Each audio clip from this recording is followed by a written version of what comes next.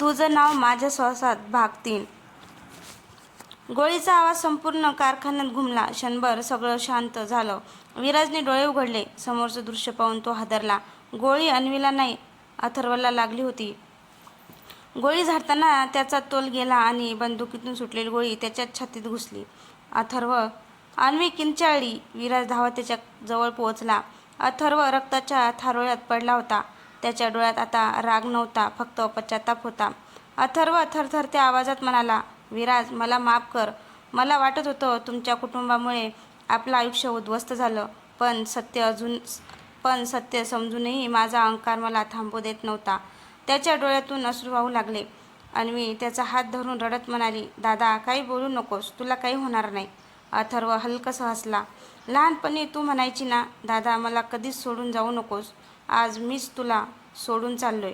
तेवढ्यात पोलीस आणि ॲम्ब्युलन्स आत आले. डॉक्टरांनी अथर्वला तातडीने हॉस्पिटलमध्ये नेलं. 3 तासांनी डॉक्टर बाहेर आले.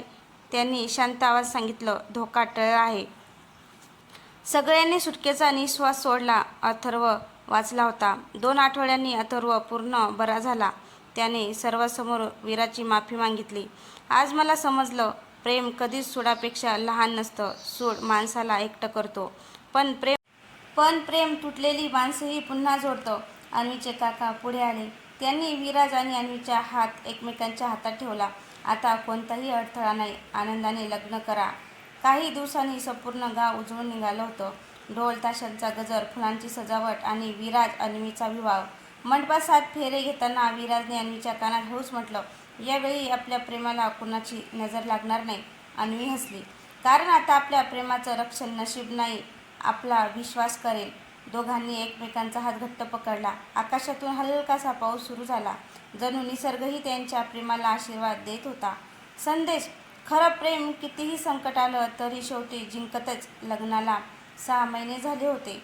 विराज आणि अन्वी शहरात आनंदाने संसार करत होते. छोटंसं घर, भरपूर प्रेम आणि एकमेकांची साथ.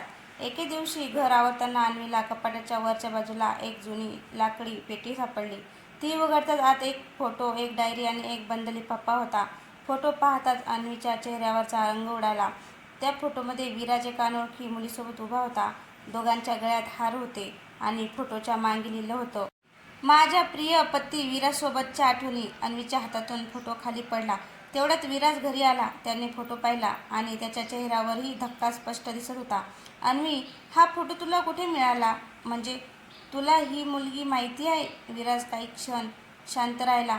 नंतर तो हळू आवाजात म्हणाला, हो, पण ही गोष्ट मी तुला कधीच सांगू शकलो नाही.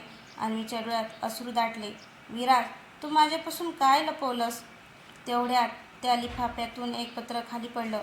पत्रावर फक्त एकच ओळ लिहिली होती, जर हे पत्र वाचत असाल तर समजा मी पुन्हा परत आले आहे. पत्राच्या खाली सही होती. शिया. विराजच्या कपाळावर घाम फुटला. कारण शिया 5 वर्षापूर्वी एका अपघातात मृत्युमुखी पडली होती. घरात शांतता पसरली होती. अन्वीच्या हातात अजूनही तो फोटो होतो. तिचे डोळे पाणावले होते. ती विराजकडे पाहत म्हणाली, विराज, मला फक्त एकच सांग, हा फोटो खरा आहे का? विराजने डोळे मिटवले. हो, फोटो खरा आहे. अन्वीच्या पायाखालची जमीन सरकली. मग तू माझ्याशी खोटं बोललास? विराज तिच्यासमोर गुडघ्यावर बसला. नाही अन्वी, मी तुला कधीच फसवलं नाही, पण हे सत्य सांगायची हिंमत माझ्यात नव्हती. त्याने ती जुनी डायरी उघडली. पहिल्या पानावर लिहिलं होतं, शिया, माझी बालमैत्रीण, माझी पहिली मैत्रीण, पण कधीच माझं प्रेम नाही. विराज बोलू लागला. 10 वर्षापूर्वी माझ्या आईची शेवटची इच्छा होती की मी तिच्या जिवलग मैत्रिणीच्या मुलीशी म्हणजे शियाशी लग्न करावं. आई खूप आजारी होती. तिचं मन मोडू नये म्हणून आम्ही फक्त मंदिरात हार घालून एक फोटो काढला. ना नोंदणी झाली, ना 7 फेरे, ना ते लग्न कायदेशीर होतं. दुसऱ्या दिवशी शिया परदेशात शिक्षणासाठी गेली आणि काही महिन्यांनी तिच्या अपघाताची बातमी आली. अन्वीच्या डोळ्यातून अश्रू वाहत होते. मग तू मला हे आधी का नाही सांगितलंस? विराज शांतपणे म्हणाला, कारण मला वाटलं भूतकाळ संपला आहे. तेवढ्यात टिंग टॉंग, दारांची बेल वाजली. विराजने दार उघडलं. दारात एक कुरिअर बॉय उभा होता. सर, तुमच्यासाठी पार्सल. पार्सलवर पाठवणाऱ्याचं नाव पाहून विराजच्या हातातून ते जवळजवळ खाली पडलं. हे कसं शक्य आहे? तो पुटपुटला. घरात येऊन त्यांनी पार्सल उघडलं.